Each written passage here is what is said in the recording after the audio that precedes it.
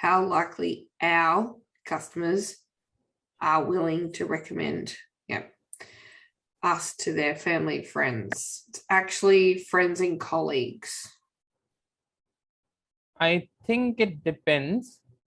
And So true, I'll tell you why. So I've had to sit there and study the NPS. The reason it is technically not a family is because scientifically proving that your status within your family can't be removed and particularly doesn't get changed. So it isn't as important to the person as their status is with their friends and colleagues. So, for example, I recommended a restaurant to my sister. I thought it was great. When she went, it was apparently horrendous. And when she came back and told me, I just went, oh, well, shit happens, I guess. It was good when I went. I didn't really care because there's no fallout from me sending her to a bad restaurant, right? They can't disown me. And then what would have happened, though, had I recommended that to a colleague or a friend and they came back and they said, Aileen, that was the worst restaurant I've ever gone to, I would actually have a sense of responsibility about that. So therefore, my social status can be affected by what it is I recommend. Right? So in a true NPS survey, NPS survey only asks if you would be willing to recommend to your colleagues and friends and colleagues. Okay. It's interesting, like when I used to do recovery surveys, I used to do net promoter question again as well. So I used to measure their initial NPS score to their recovery NPS score and to figure out whether through closing that loop and resolving, creating solutions, did the NPS actually in turn go up? And so in those situations, yes. But again, this is, there's this whole space around trying to teach people when is a good time to use a survey. Like we talked about it on that CXQTD, what annoys you about getting a survey. I bought a SaaS program the other week. And it happened again 4 minutes after I purchased it. I got an email, which is clearly an automated email saying, we'd love your feedback and will you refer us to your friends? I'm like, how about you give me 14 minutes to actually open it up first? I don't even know what the thing looks like. Yeah. So that is what is missing, Aileen. And if you ask me why SurveySensum is there, one of the reasons is guiding people how to ask, when to ask, and what to do about it. Yeah. It's I guess net promoter is there to understand how likely someone is to recommend, therefore their likelihood of loyalty.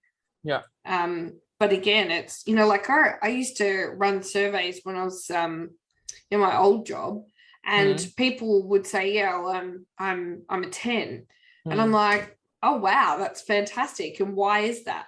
And they would say, because there's nobody else to recommend. There's no other organization that does what you do, so I have to recommend you. And I'm like, oh, well, that's that sucks. That sucks. You're not doing it because you love it. You're doing it because there's no other choice. Yeah. So, and I think that's where it's also really important to follow up the scale question with give us an explanation to why you chose that number. Because that's the answer. The comments are where the gold is. Yes, that's the so it's, and now even comment, it's a gold, like we all the people say it's gold. I think what is more richer is when you actually call them after that. So because sometimes people will say, if it's about an app, you're using an app and you've been using for a longer time, and people ask you how likely you are to recommend, you give a 5 and you just say, because it crashes all the time. That's it. Because as a customer, only that thing. You will not going to explain it crashes when I was trying to create the password or blah blah blah or order something like that. You will not explain that in detail. So if you just say it crashes all the time, you cannot make it actionable. Yeah. Unless you actually call the person, understand when it crashes, why, how soon it has been happening, like a support person. Oh, absolutely. You got to learn. You got to do some due diligence. I think, does your form gives them the option to have someone contact them, doesn't it? Like they can opt in. Yeah, you can put a question, yes, no question. Would you like us to follow up with you? That's it. And can we contact you in regards to your feedback? Absolutely. Yeah. So that is something that we can use as a yes or a no. Yeah. Everybody just knows the how likely are you question. They really don't comprehend that there's other ways to find insights from customers that are actually more relative. Like you said, why would you ask a net promoter question at the end of a support call? Why wouldn't you ask a CSAT or a customer effort question, so that you can ensure that the customer actually got what they needed when they called support? Not, like there is 0 point in me saying, oh yeah, I rate them a net promoter question, getting a net promoter question, and then saying, oh, 2, and then the support team lead has to contact them and go, what happened? When if it was a CSAT question or a customer effort question and I said I got a 2, I instantly know you didn't get what you needed. Absolutely. Right. Absolutely. So we're already mitigating wasting the customer's time because we asked the right question. Why we should not ask NPS after a support call? What would you say? I would say, because the likelihood is that if you have gone through your customer journey, that the net promoter question should have already been asked at the end of the major purchase. And then should support be required, then the likelihood is that I need to know what level of effort and satisfaction you got out of utilizing that support function. Absolutely. And then at the point further down the track, it might be worthwhile to check in and see what your loyalty looks like, or how likely you are after having to use the customer support function. Are you still likely to recommend us? But that would highly depend on the energy and effort that had to go into that support call. Absolutely. So NPS is not something that should be actually asked after the support interaction. One other thing, which is funny, people do it, but think about it that way. NPS is something that we measure for the loyalty, right? One support call was excellent. You give a good CSAT on a scale of 1 to 10 as 10, and you ask the NPS question, and they also gave a 10 because at that support call they were really happy, and in the next support call they were really upset. They did not get the issue resolved, and now they gave a CSAT of 2 and an NPS of 2 as well. So NPS, which is measure of loyalty, how can it change in just a single call, right? That's what people don't understand. That NPS is something which is an overall brand loyalty measure. It is not a fluctuating thing that one person will give a recommendation to a friend for one day after a support call, and other day after the support call he'll change his decision. No, that's never going to happen. So that's why I think it does really depend on what that journey has looked like, though.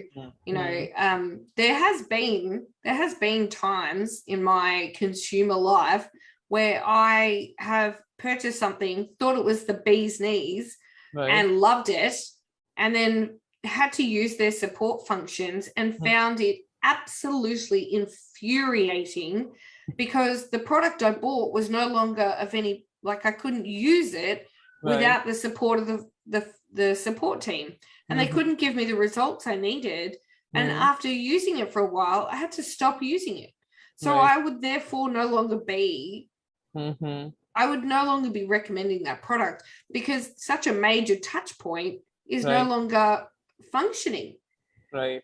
So I think, it's not likely that it's going to be up and down, but there has to be an education around when is it appropriate to use what type of question. Ask the right questions.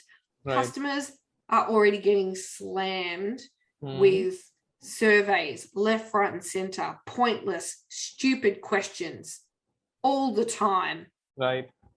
And if you truly care, you're going to take the time to consider what is the right question. But I think that's where SurveySensum has the capacity to help them figure out which question is best suited, which survey is best suited for that part of that journey. That absolutely, because in terms of like you mentioned about NPS, it's something like even I don't agree with the fact that it should be asked just after the post purchase, like we talked before, like 4 minutes after the purchase. It doesn't 4 make minutes. sense at all. No way, mate. Give me a chance. Give me a chance to try. So depending on what kind of product we have or the service we have, and the amount of time the customer is actually used it, should depend on when we should send an NPS survey. If it's, for example, if it's an Uber, you have booked 10 rides in a month, then in a month you can ask an NPS question, because now you have 10 interactions with the brand. You know the experience and you know the consistency of the brand to answer that question. But if it's something like something else, which a product or a SaaS product that you have just used one, like just for uploading some video, just you have used it once and you're asking the NPS question just after that one interaction, it doesn't make sense at all. No. So we should give some time.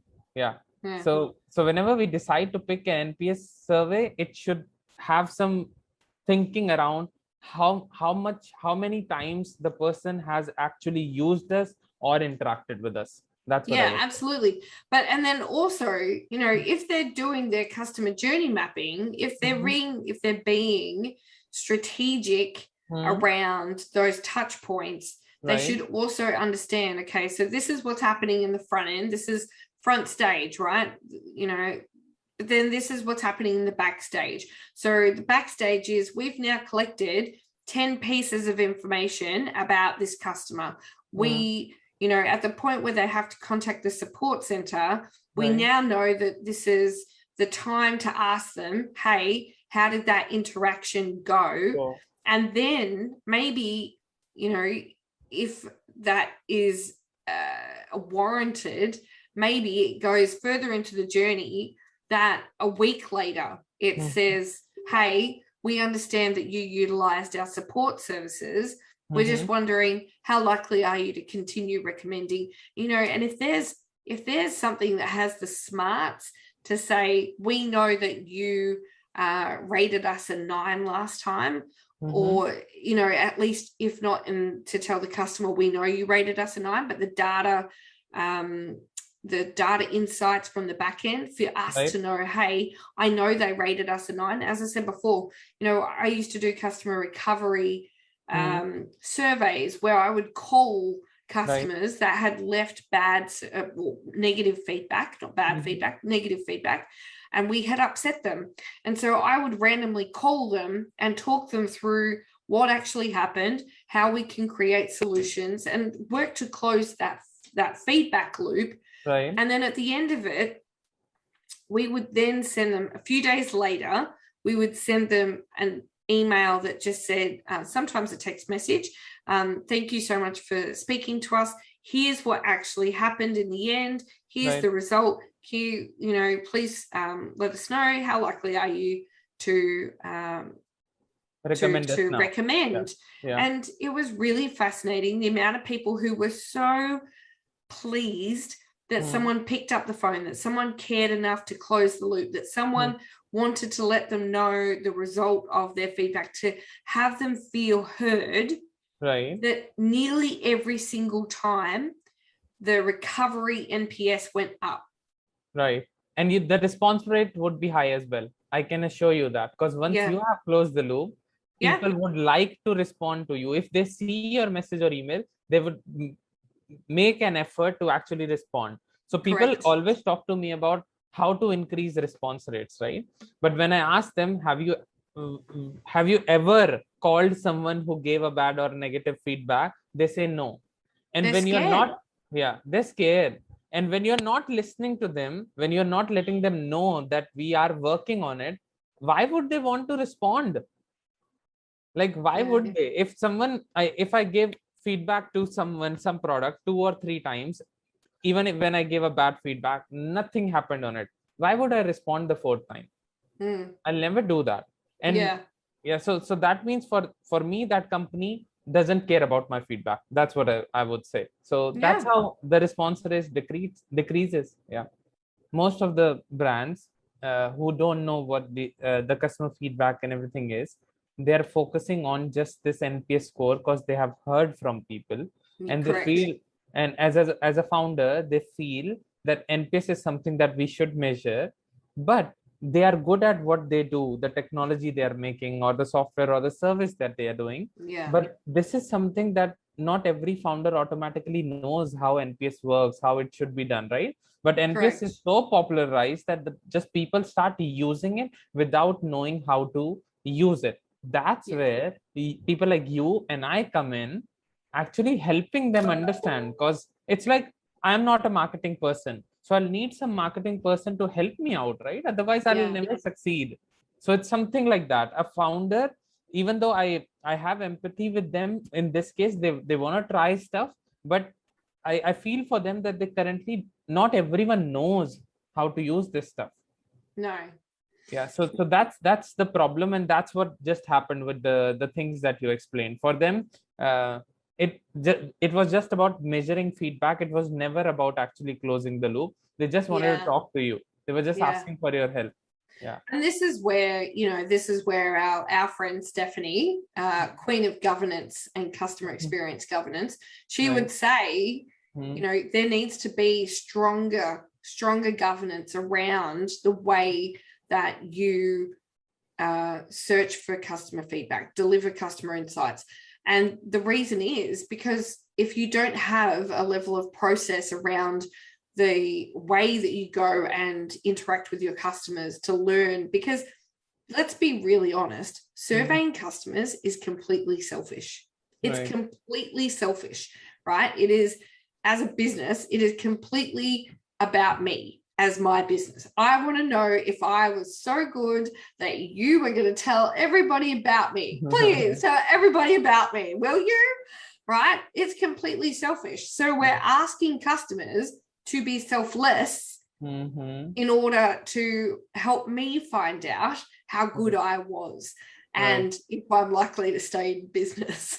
But the thing is that because I'm asking people to be selfless and take up their own time, that means that there needs to be some really strong governance around what I'm doing, why I'm doing it, and how I'm doing it. So if I want to find out from people that how good my service or my product or the experience was that I delivered, to find out how likely they are to tell other people positively about it, then I need to make sure that I am being as efficient in contacting them as possible, that I'm being as effective as possible in turning those responses into actionable data, that I'm not just sitting like the amount, and it doesn't happen with just small businesses.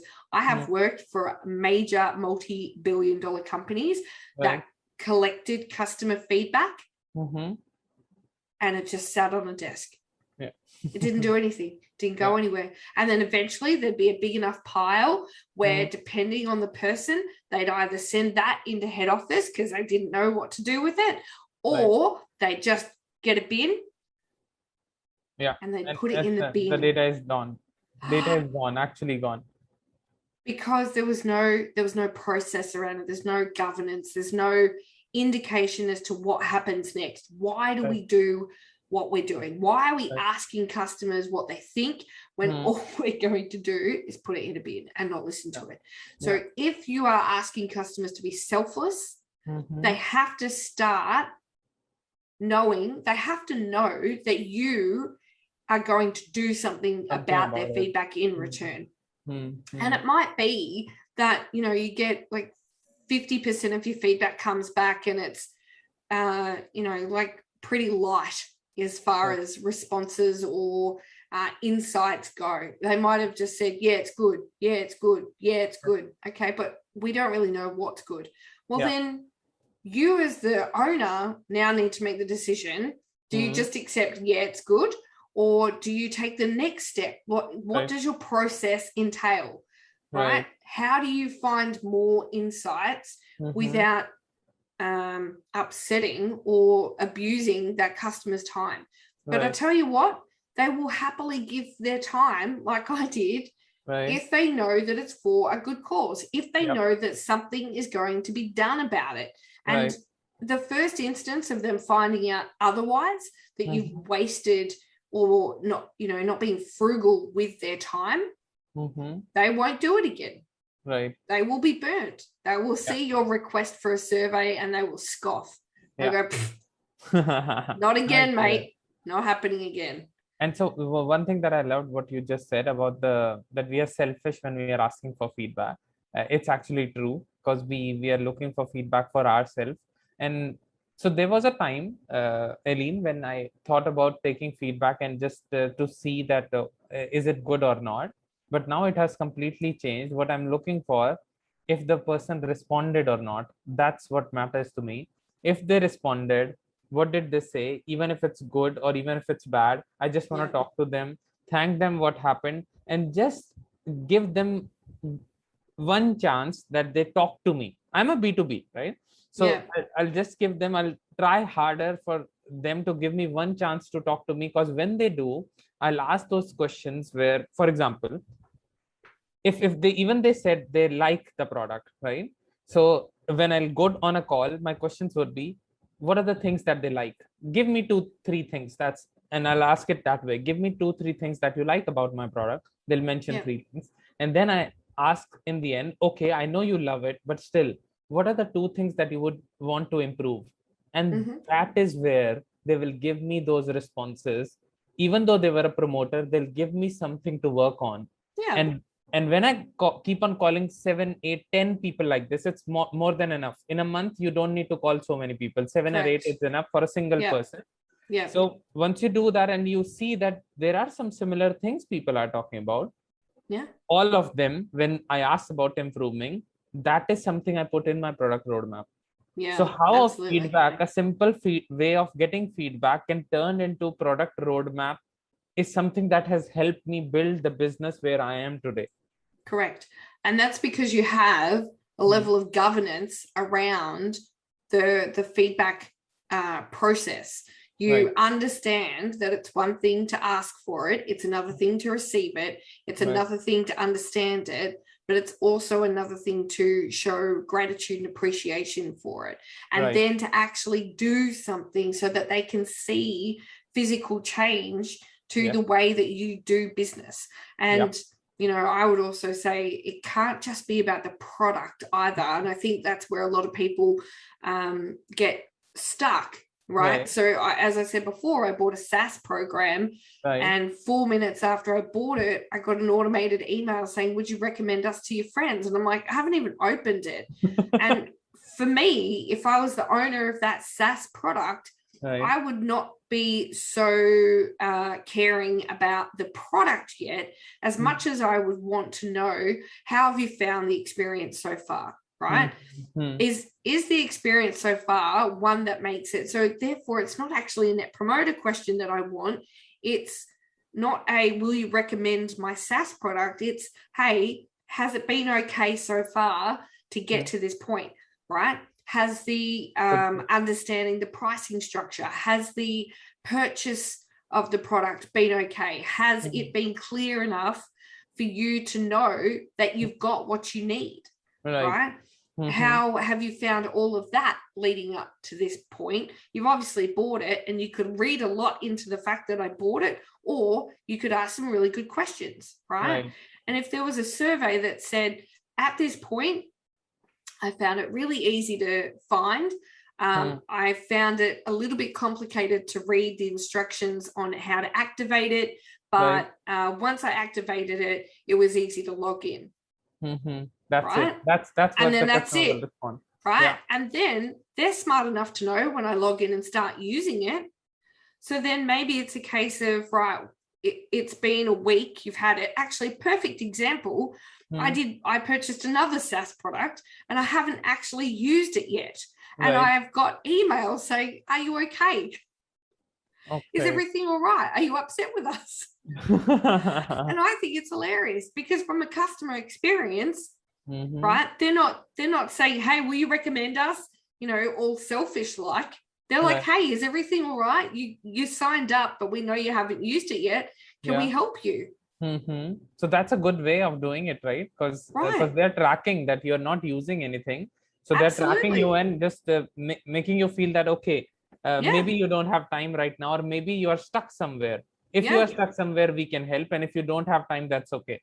I'll do a shout out because now that we are actually going to use this content, but it was Revue, REVUE on Twitter, which is the online newsletter platform that that Twitter's integrated into their system, which I've signed up for it and I haven't used it yet. But it's not you, Revue. It's not you. It's me. I need more time in my day. But so that is a perfect way, like snaps to them in how they're monitoring their system and how they're using their customer journey map to understand when is the right point to survey someone.